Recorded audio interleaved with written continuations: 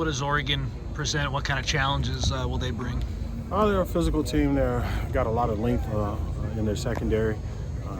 Obviously they're guys that want to get up on in your face and play man coverage. So we got to come with our A game. It's going to be just like several games that we played thus far these last few games this season. Obviously a lot more playing time for Duce and, against Washington a little bit more. How did you see him kind of respond mentally to that drop, come right back with the punt? What has he done to establish himself in the rotation? I think you said it. I mean, the true character of a man is how he responds at adversity.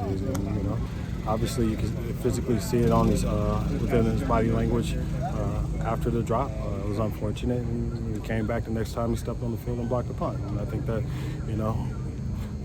kind of leveled him out, grounded him, and gave him his confidence to continue to play throughout the rest of the game. I thought he played well. I thought he played hard. I mean, when you're playing a young guy as a freshman, you understand that there's going to be some errors and mistakes at times, and you live with that. Lincoln talked about how costly that holding penalty was on that wiped away Taj's touchdown. What's kind of the coaching point on that? When you're a big guy like that, I mean, especially blocking out on the perimeter, you just got to keep your hands inside. Obviously, trying to tell him at 6'6" to stay below somebody that's about 5'10" is difficult. Which we talk about pad level a lot, but I mean the main thing is just keeping his hands inside. He was out there trying to compete, so I mean I really can't beat him up for that. You talked about needing to be more physical on the outside. What did you see in that sense? I thought it was there. I thought we did some good things. I mean, the holding call that he got, the holding call that Kyron got. I mean, those were two explosive plays. It may be a different outcome if you wipe those penalties away. But that's kind of been the luck of our draw this season as far as with getting penalties and costly situations like that. So we just got to improve from it, get better from it, and continue to play hard. We didn't see Raleek for a few weeks, and then he kind of just returned. So how do you kind of balance having him back in the rotation, and what's kind of the plan going forward?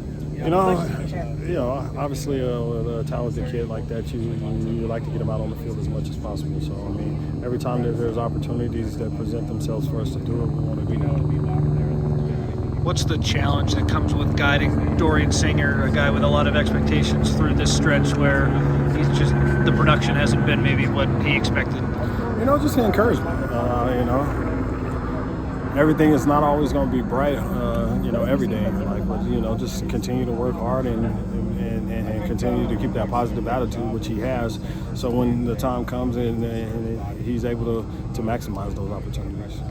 I know it was on defense, but how have you seen the coaching staff shakeup sort of affect the whole coaching staff this week? We got a game this week, so I mean that's the thing that we focus on. Is we got an opportunity to go out and compete and play in a big game and in a hostile environment. So that's what we've been working on. What have you seen from Michael Jackson lately? He's working, trying to get that leg back right. So I mean, hopefully. We'll get him back in the rotation here pretty soon. You spoke about a hostile environment. How has the offense been given compared to going to Oregon? Every time we play on the road, we practice with crowd noises, practicing, preparing for what the weather elements may be that day. So, I mean, we've taken those steps to do our best to try to maximize and get ourselves ready for whatever we're going to face there.